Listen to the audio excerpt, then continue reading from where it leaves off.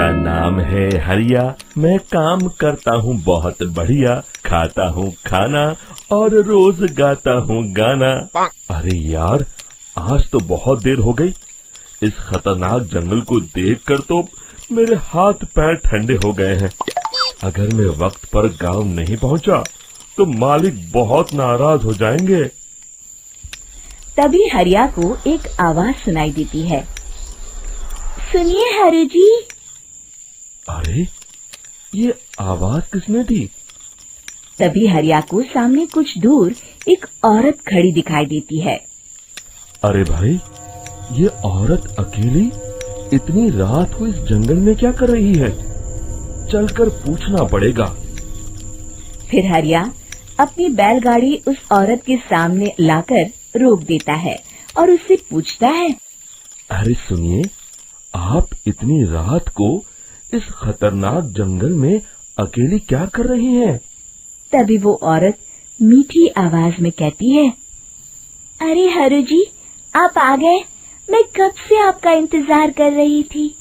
वैसे तो यहाँ से काफी लोग गुजर चुके हैं, लेकिन मैं खास आपका इंतजार कर रही थी।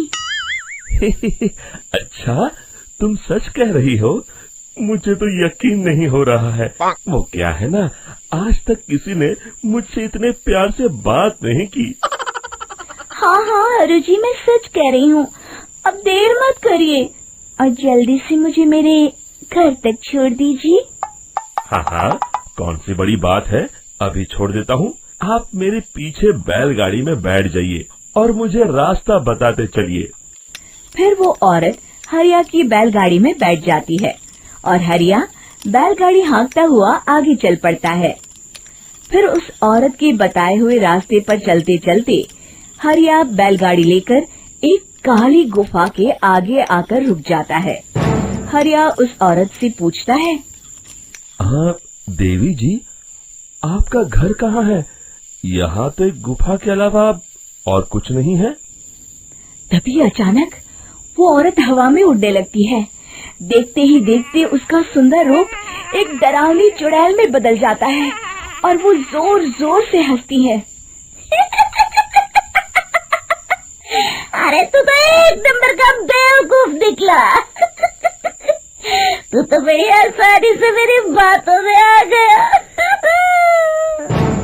अरे मर गया रे, ये तो एक चुड़ैल है। हे भगवान बचा ले, ये तो बड़ी डरावनी दिखाई दे रही है। और फिर अगले ही पल हरिया की बैलगाड़ी में रखा सारा सामान हवा में उड़ता हुआ उस काली गुफा के अंदर चला जाता है और वो चुड़ैल भी उस गुफा के अंदर जाकर कहीं गायब हो जाती है। हरिया ये नजारा देख बुरी तरह घबरा और परेशान हो जाता है। अरे, ये चुड़ैल तो मेरा सारा सामान लेकर गुफा में गायब हो गई। अब क्या होगा? अगर मैं गांव खाली हाथ गया तो मालिक मेरी अच्छी खबर लेंगे। मेरी इस बात का कोई यकीन भी नहीं करेगा। फिर आखिर वही हुआ। हरिया के मालिक चंपक सेठ को हरिया की किसी भी बात पर रत्ती भर भी यकीन नहीं हुआ। चंपक सेठ को लगा हरिया झूठ बोल रहा है और उसने ही लालच में आकर सारा सामान हड़प कर लिया है। फिर हरिया को बेईमान समझकर चंपक सेठ उसे काम से निकाल देता है। अगले दिन अपनी दुकान में परेशान बैठा चंपक सेठ गुस्से में बड़बड़ाता है। अरे, दुकान में तो सामान बिल्कुल भी नहीं है। अब मुझे ही शहर जाकर सामान लाना होगा। फिर वो अपनी बैलगाड़ी लेकर शहर चला जाता है। शहर से सामान लेकर जब चंपक सेठ वापस गांव लौट रहा होता है, तभी उसे एक आवाज सुनाई देती है। चंपक जी, ओ चंपक जी। अरे, ये तो कोई मेरा नाम लेकर मुझे पुकार रहा है। फिर उस रास्ते में वही औरत खड़ी दिखाई देती है। फिर क्या था, हरिया की तरह चंपक सेठ भी उस औरत के पास अपनी बैलगाड़ी लेकर जाता है और वो भी उसकी चिकनी चुपड़ी बातों के मुंह जाल में फंस जाता है। फिर चुड़ैल उसे भी अपनी गुफा तक ले जाती है और उसका सारा सामान लेकर गुफा में गायब हो जाती है। बेचारा चंपक सेठ लाचार होकर खाली हाथ गांव लौट आता है। फिर ये उस जंगल में रोज की बात हो जाती है। जो कोई भी शहर से कुछ लेकर गांव की तरफ लौटता, वो चुड़ैल उसे बेवकूफ बनाकर उसका सारा सामान लेकर गुफा में गायब हो जाती।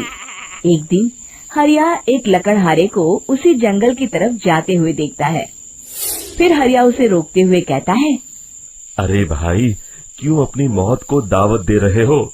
मेरी बात मानो, आगे जंगल में मत जाओ, वहाँ एक बड़ी भयानक चुड़ैल रहती है।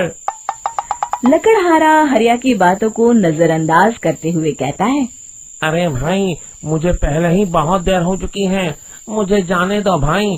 शाम तक लकड़ियाँ काट कर शहर के बाजार में बेचना है।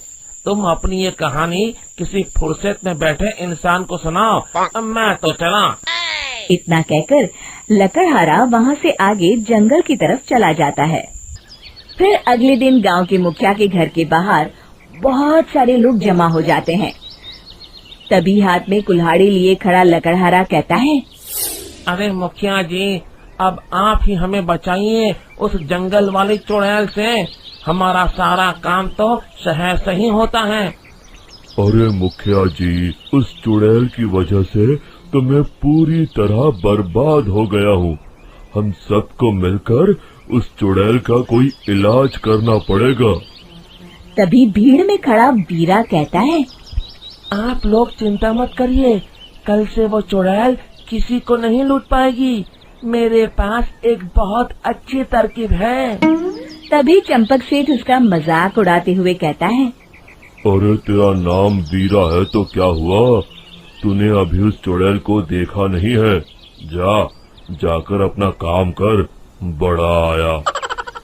तब मुखिया जी कहते हैं, नहीं नहीं चंपक सेठ, मुझे लगता है हमें इस लड़के को एक मौका देना चाहिए।